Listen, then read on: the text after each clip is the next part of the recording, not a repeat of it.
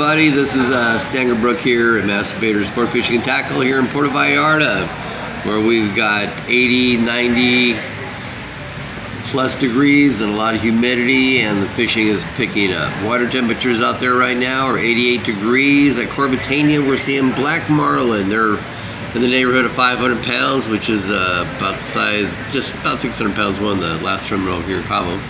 So 500-600 pounds. We got blue marlin, same range. We still have striped marlin, surprisingly. To me, that's a shock. They even normally like cooler water. And Cubera snapper, amberjack, yellowfin tuna are moving around. And we got rain, we got trash lines, we got a whole bag of stuff out there. It's pretty interesting. If you're out there heading out to Corbatania right now, we're seeing some 70-pound tuna out there. Some days they move in, some days they move out. You don't really know what's going on out there. You just have to, find them if they're out there. That's pretty much all you can do. Black marlin are running around as well, blue marlin as well. Sailfish, definitely. Cubera snapper are taking troll baits for jiggers. They're 35, 50, maybe 60 pounds out there. My friend Miguel Fernandez, you'll see his picture in the video. He was out there the other day, caught a beautiful amberjack, just about as big as he is. And he's not too small of a guy. So we have fish. Downside on some of this, bait's moving around. If you're, they're hitting larger bait like chores, things like that. But bottom line is, you better make bait before you get out to the fishing grounds, because there's a good chance there's none out there. Yeah, that's been happening.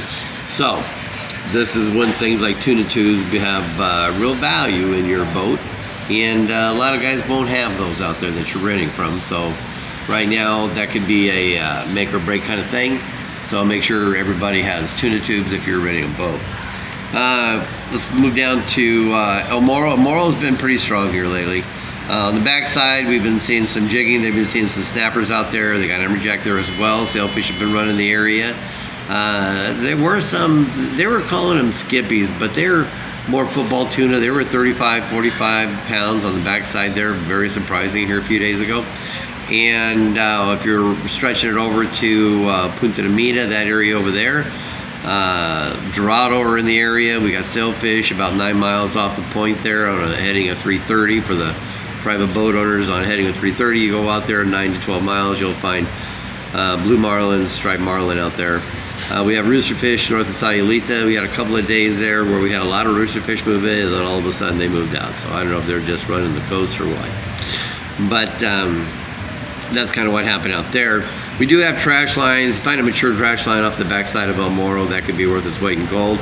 Same goes for Punta Mita. Any kind of debris or log or trash or floating tires, those work too.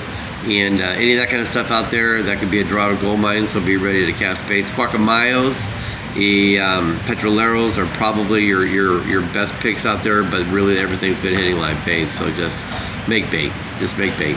Never hurts to have calamari on the boat. Most boats won't have it. Don't take responsibility for your own fishing and go out and buy some calamari. It's put it on the boat and don't let them keep it. Don't let those guys benefit from your shit. You keep your calamari, freeze it, use it next time. And that'll help a lot if you're going out there for tuna, especially if you try to chum a little bit with that. Those guys don't do that. Inside the bay, we're still seeing the same stuff. This time of the year, it's all about 8-10 hours.